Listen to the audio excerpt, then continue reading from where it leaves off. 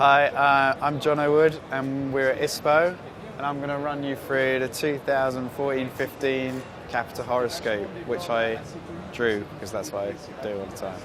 This was the first one we did.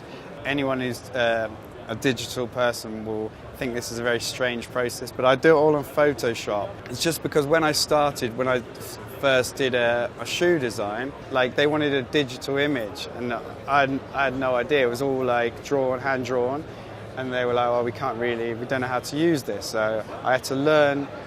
That's why I do it such a strange way, and it's how I know how to do it. I can knock something up pretty quick. I don't scan it.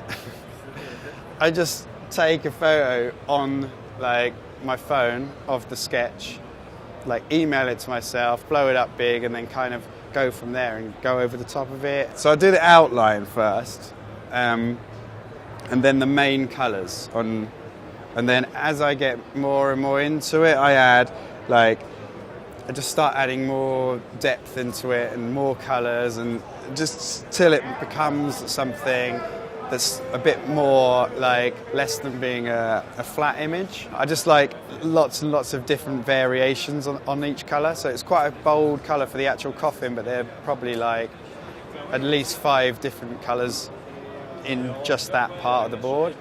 Every colour is one layer, so I can change it if I want to do like, oh, maybe I want his eyes to be blue rather than green. So everything's separate, so I can change the tiniest little bits.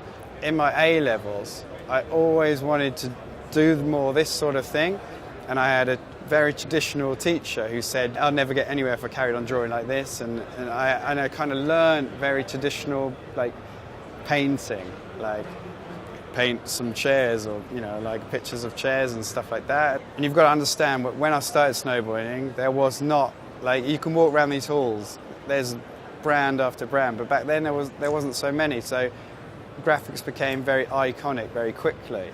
I remember the first thing I saw that I really wanted to try and copy the style of a board was a Jeff Brushy, and it had like these sort of guys with massive eyes and massive hats on, and it was like glittery top sheet, green glitter, and it had this guy on the bottom, and the base was all the thing. And I thought, that was the sort of style I wanted to go towards. I think I'm quite lucky to work with very good brands, like very down-to-earth guys, who kind of like let me take the ball and run with it. I always try and make something, or try to make something classic that, so when we look back on it,